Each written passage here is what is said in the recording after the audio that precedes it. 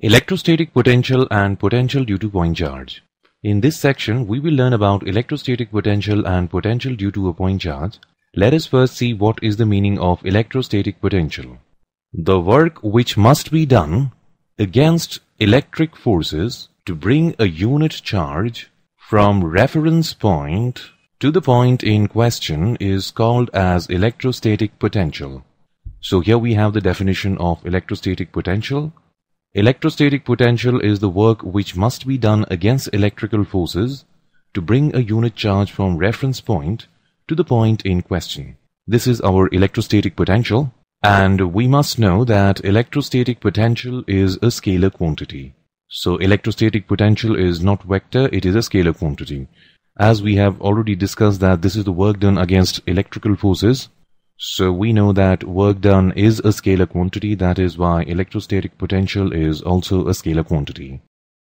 Also, SI unit of electrostatic potential is volts, and this is represented by the symbol capital V. Work done by external force in bringing a unit positive charge from point R to P is Vp minus Vr, which is equal to Up minus Ur divided by Q, where Vp and Vr are electrostatic potentials at point P and R. So work done by external force in bringing a unit positive charge from point R to point P is given by potential at P minus potential at R, which is equal to potential energy at P minus potential energy at R divided by Q. This implies work done by external force in bringing a unit positive charge from infinity to a point is electrostatic potential V at that point. So here we have the definition of electrostatic potential V at a point. This is equal to work done by an external force in bringing a unit positive charge from infinity to that particular point. Let us understand the meaning of electrostatic potential due to a point charge. So here we will understand what is the actual meaning of electrostatic potential due to a point charge. Let P be a point at a distance of R from the origin O, at which electric potential due to charge plus Q is required. So here we have a point P which is at a distance of R from the origin O, and at the origin only we have a charge plus Q. We want to know what is the electrostatic potential due to this charge plus Q at point P. The electrostatic potential at point P is the amount of work done in carrying a unit positive charge from infinity to point P. So the electrostatic potential at point P is equal to work done bringing a unit positive charge from infinity to point P. Now let us derive the formula for finding out the potential at point P, which is at a distance of R from the charge plus Q.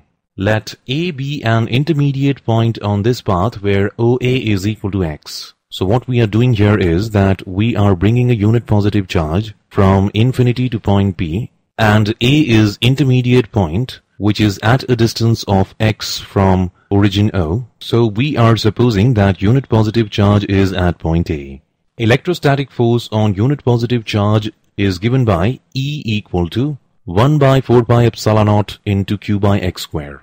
So this we know that electrostatic force at point A due to charge plus Q at origin will be given by 1 by 4 pi epsilon naught Q by x square, where Q is the magnitude of this charge here and x is the distance of point A from origin O. Small work done in moving distance dx.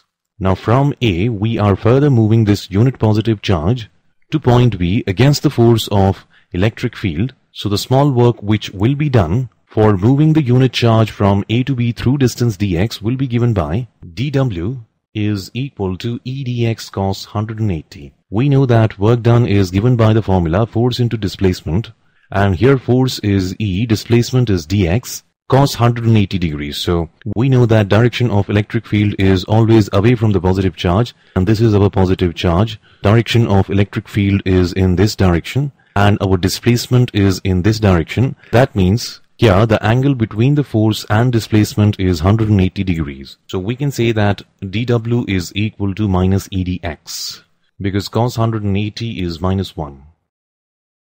Next we will find the total work done in moving a charge from infinity to point P. So in this derivation we are moving a unit positive charge from infinity to point P, Now we will find the total work which is done in moving charge from infinity to point P. So work done will be equal to integrating dW from limits infinity to r, putting the value of dW here as minus edx. This will be equal to integrating from limits infinity to r minus 1 by 4 pi epsilon naught q by x square dx. Then work done will be equal to minus q by 4 pi epsilon naught, and integration of 1 by x square is minus 1 by x, and substituting the limits here. Next what we'll do here is this minus gets cancelled with this minus, and performing upper limit minus lower limit, that means work done W is equal to q by 4 pi epsilon naught 1 by r minus 1 by infinity, which is equal to q by 4 pi epsilon naught r.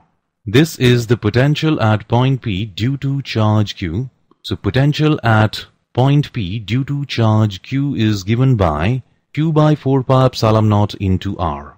So this is our formula for electric potential at a point which is at a distance of r from the charge which is producing the field. And here the charge which is producing the field here is plus q, which is located at the origin.